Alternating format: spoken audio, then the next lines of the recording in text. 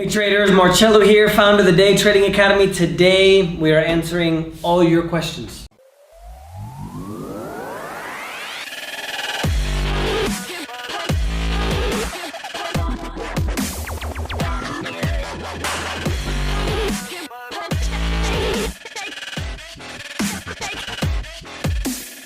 Don't forget, if you guys have any additional questions, mark them with hashtag AskMarcello. I'll be happy to go ahead and answer any questions you guys have about anything, trading, the markets, traveling, women, whatever you guys need help with. The first question here is from James Edward March. James, nice to meet you. Como você gerencia a sua psicologia, a fim de fazer o que o mercado te diz para fazer? James, I think you're kind of mixing up the way that people actually look at the market and they actually trade. The market isn't necessarily telling you what to do. It's showing you what's happening, and then you make a decision as to what you want to do. Obviously the market is going to paint a story for you, right? There's only three things that the market can do, whether it's go up, down, or sideways.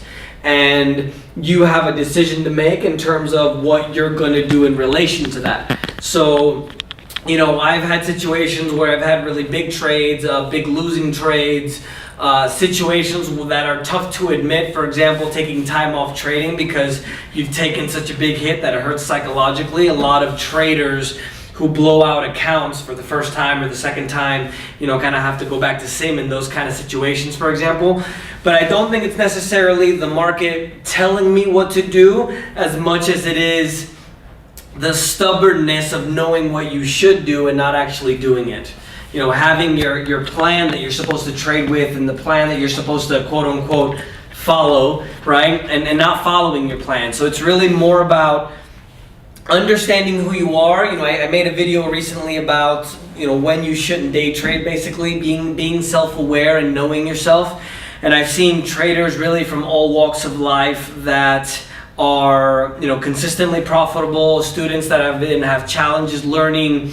Raul, which is one of the newest master traders, it took him 8 years to become consistently profitable. Actually, it's 9 years, 8 before joining DTA, and then 11 months after joining DTA. So it's not a matter of the market kind of telling me what to do. It's more the stubbornness of not doing what I have to, and that kind of goes into what I'm saying about not being told what to do, so to speak, right? Because you have to wake up in the morning. You have to focus on what the market is doing. You have to, admit that you did something wrong if you have a big loss.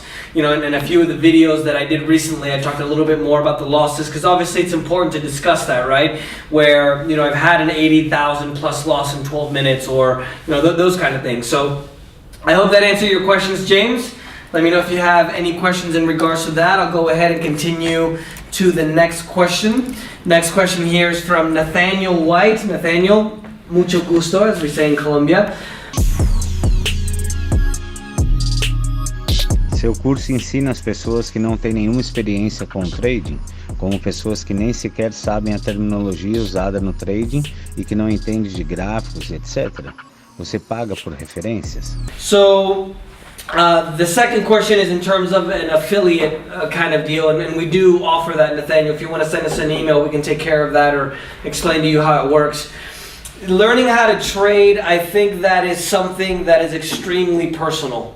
And I don't think that that everybody can necessarily trade the same way, because even though our master traders kind of teach you the system that we use, which I call it structure-based trading, where it's not quote-unquote rules-based trading, because everybody kind of adds their own style or their own kind of touch to it, right? So it's actually better when you don't have any experience, Nathaniel, because I think that the people who have experience have built up a lot of, let's say, bad habits and a lot of information that people don't need. I think at the end of the day, it's about reading the price action, right? You don't need indicators, be software. At the end of the day, you have to learn how the market works.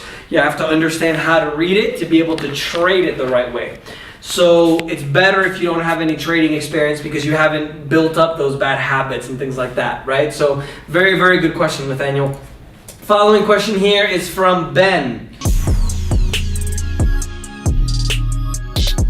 Para traders ativos, deveríamos registrar como mercado a mercado? Eu li um pouco sobre isso. Soa interessante, mas acho que temos que operar muito para nos qualificarmos. You don't have to trade a lot to qualify, Ben, as much as it is you actually qualify as a trader.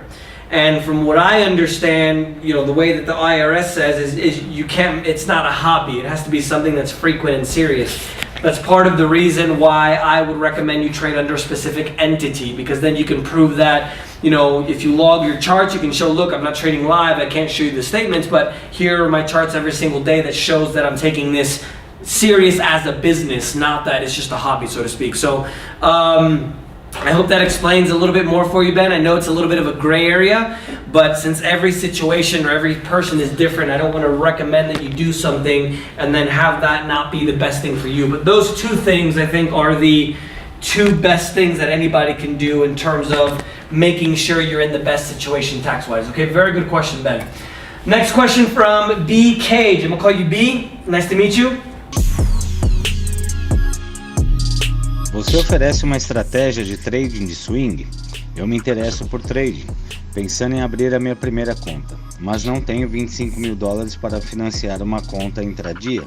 Então, eu tenho pensado sobre isso e percebi que pode ser melhor aprender a fazer swing trading da maneira correta, aumentar minha conta e depois abrir uma conta para o day trade com um bom corretor.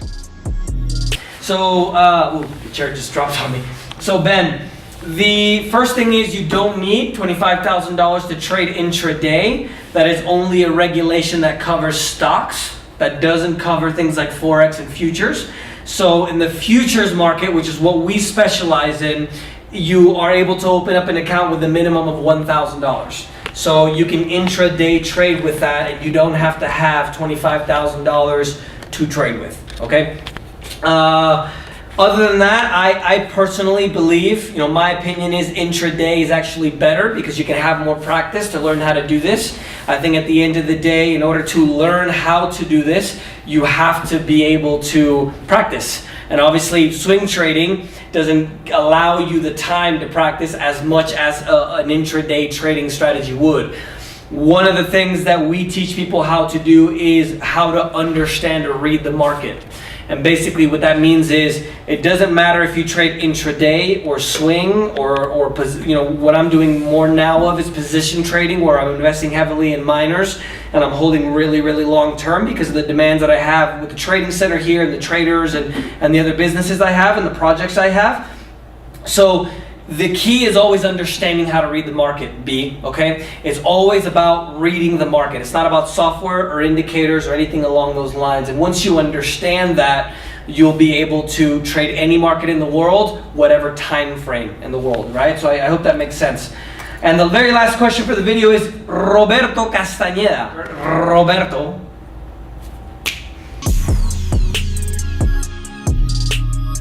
Você mencionou que a nova bolsa, o IEX Group, foi criada para combater o shaving off da Nasdaq. Como isso afeta o mercado para traders de varejo?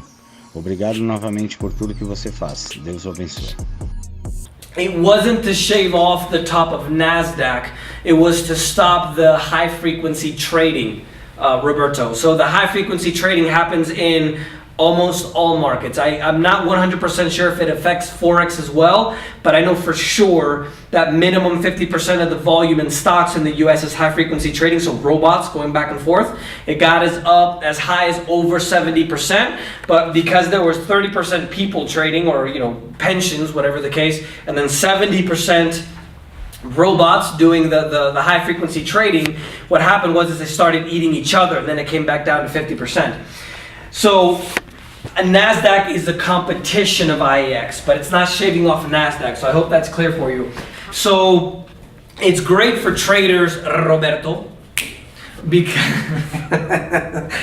because they're trying to stop the manipulation in the market, which is great. And so if they're trying to stop the manipulation in the market, that's great for you and I, because obviously we lose less money from the manipulation. That's part of the reason, for example, that we trade with tick charts, so we can actually see the behavior and see the movement in the manipulation in the price. So it's excellent for us. It's excellent because they're trying to help the system be more even for everybody, for the little guys like you and me. So Roberto, thank you for the question. Thank you for the questions, everybody. Don't forget to leave all the questions with hashtag Ask Marcello. I'll be happy to go ahead and answer any other questions you guys may have. And until next time.